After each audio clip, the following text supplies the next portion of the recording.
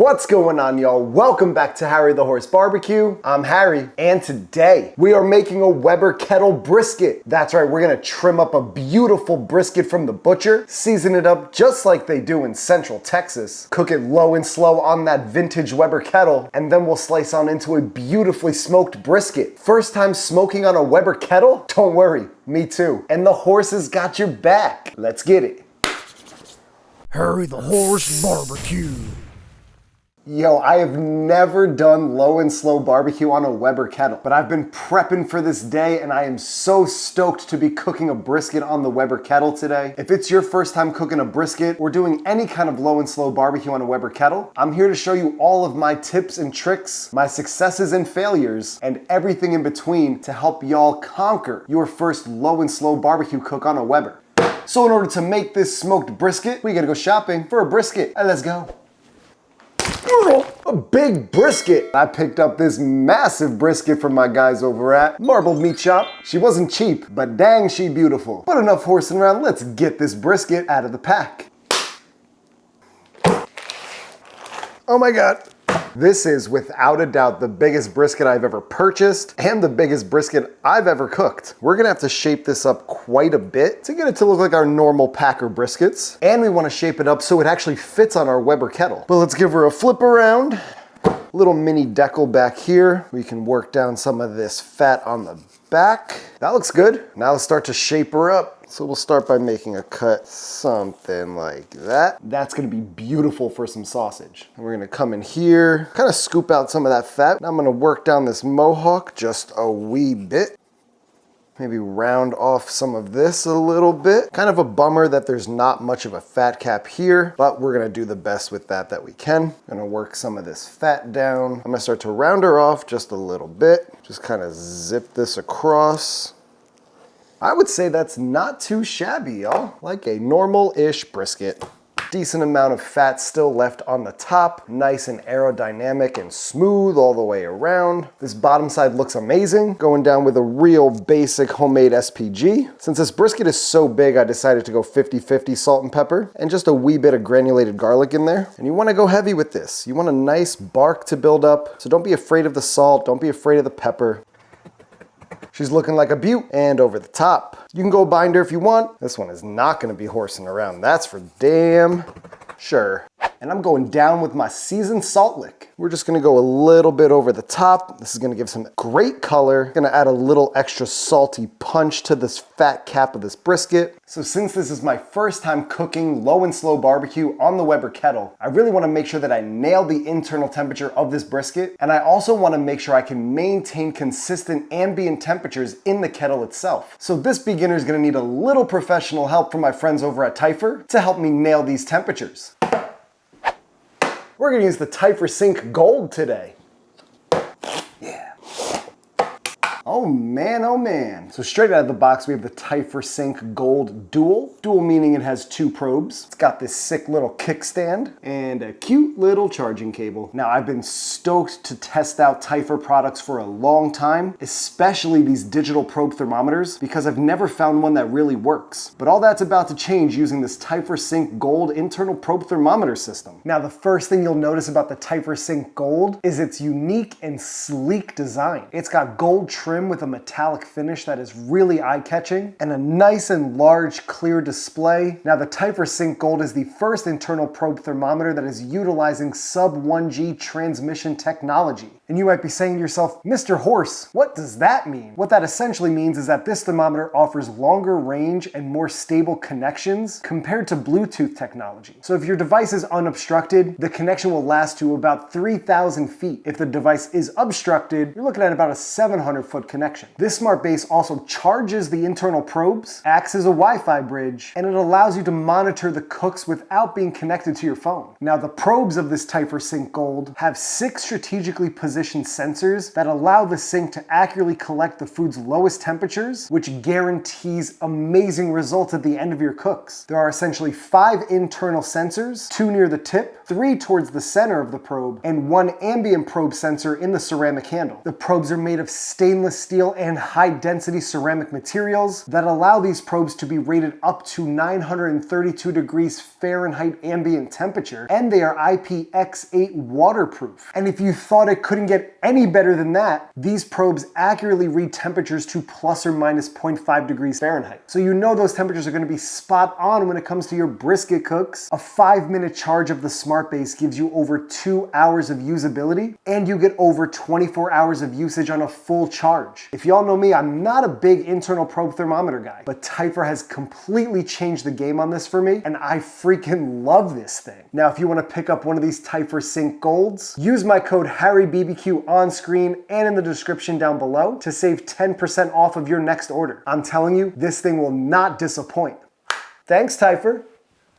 We've trimmed up this brisket beautifully. It's a manageable size for the Weber Kettle, and we've seasoned it up in that beautiful Central Texas style with that SPG base and our seasoned salt lick coating on top. This brisket's all seasoned up and it's ready for the cooker. So let's go fire up the cooker.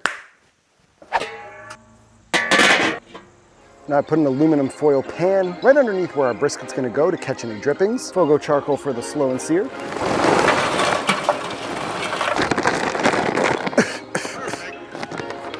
I'm gonna be cooking using the snake method, so we're gonna crucially need some snake nests. Just gonna use a couple junky pieces of wood for my wood pile. I don't know, let's see what happens. And a bunch of water for the water pan. That should be good. Grate's on. You know what? I am not mad at that. Let's light up these snake nests. Gotta let the coals get hot for a little bit. Our snake method for the coals is rolling. So enough horsing around, let's go grab that brisket and get it on. Let's go.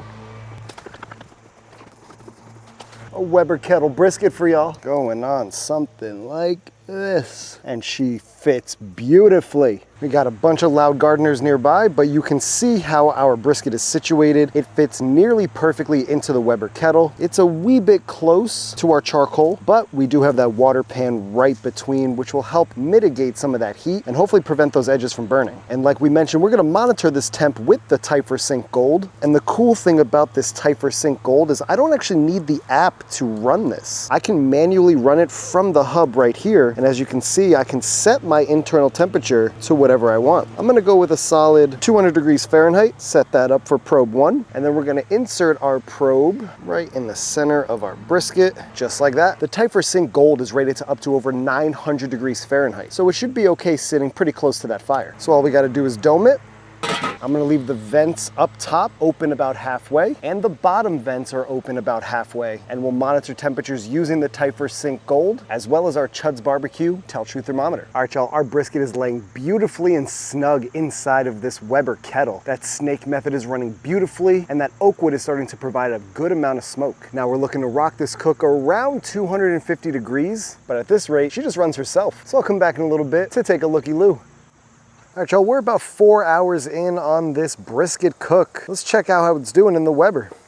Ooh, interesting. So one thing you'll notice is I did add a little bit of a blocking log just to help protect this edge. And we're building a pretty good bark everywhere except for right here, which is super interesting. So to fix that, we're gonna rotate this brisket. She has shrunk up quite a bit, and a little bit of curling is happening here, but honestly, not too bad. I'm gonna remove the blocking log for now. I could always put it back in, just so we can get a little bit more color on the edges here. That slow and sear definitely turns this Weber into a top-down cooker. And I've periodically come through and hit this with some apple cider vinegar.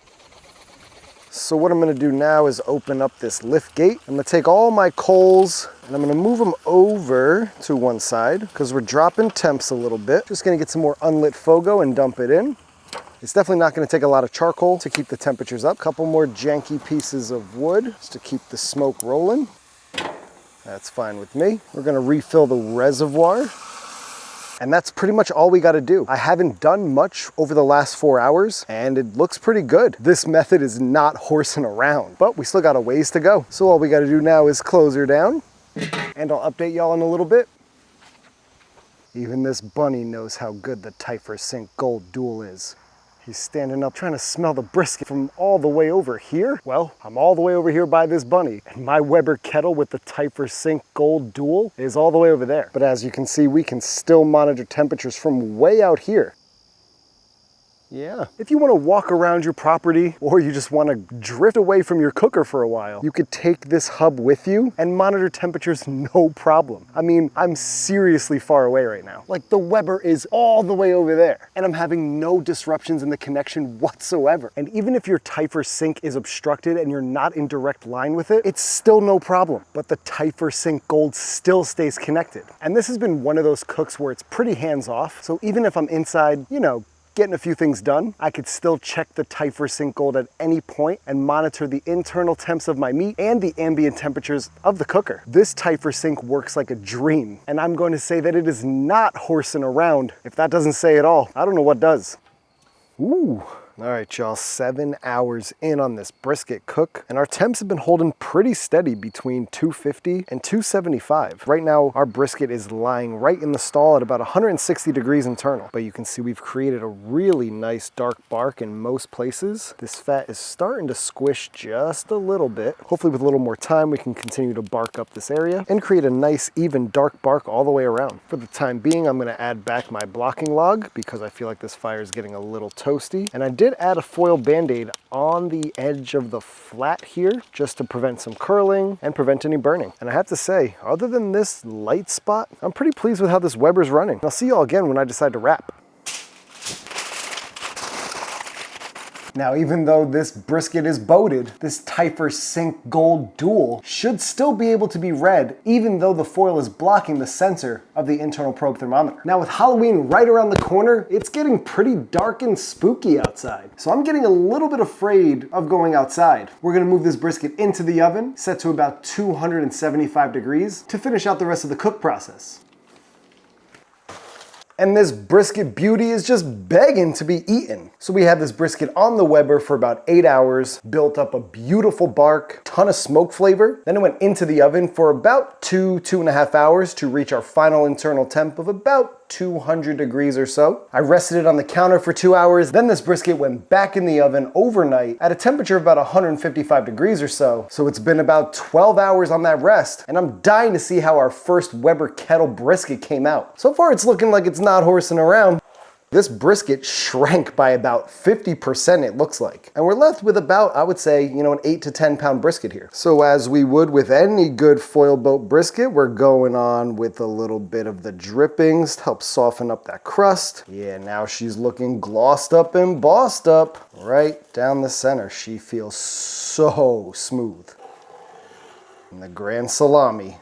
Whoa. Yeah. That's looking really darn good. Oh my. Nice smoke ring on there. I'm super happy to see that. I mean, look at the seam fat. It's nearly all gone, which is amazing to see. But let's start with one of my favorite cuts, which is some center cut lean.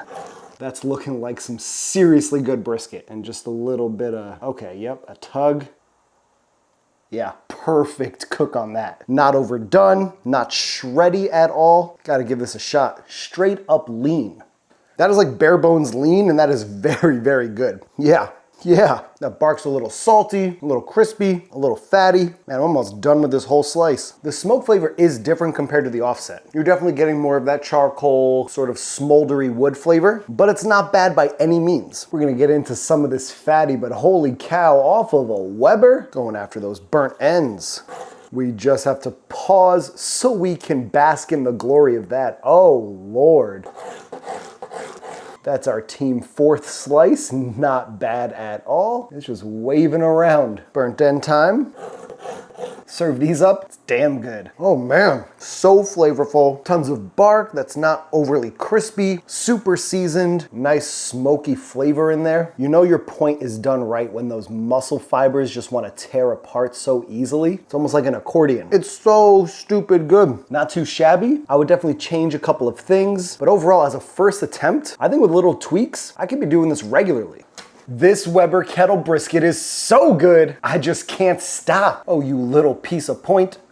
Oh my gosh. This brisket is incredibly good, especially when you consider the effort, the time, and I was able to nail these temperatures perfectly thanks to my new Typhur products. Shout out Typhur, thanks for sending me these. Hold your horses. This Weber Kettle brisket is ridiculous. You just kiss it and it falls apart. Oh my gosh. And I'll take a random slice out of the lean, and you can see how beautifully that is cooked, and look how thin it actually is. If you're cutting your lean slices thick as a steak or thick like the point section, that means you overcooked your flat. And an easy pull apart and it's done. Little dip, dip, dip, and serve that to your guests. Bite through, baby, bite through. This Weber Kettle brisket makes a great lunchtime snack, which means a lunchtime nap. So I'm gonna go dream of some Weber briskety lyrics. Here we go. Whoa, I'm feeling like a Weber professional in this dream. Cool. Yeah, Weber Kettle. Perfect, yeah, that brisket was, so we can just call it a dub. Weber Kettle is enough. Typhur Sync, yeah, just because. I want that perfect temperature. It's perfect for this amateur. Yeah, 203 just to be sure, so to the channel I prefer.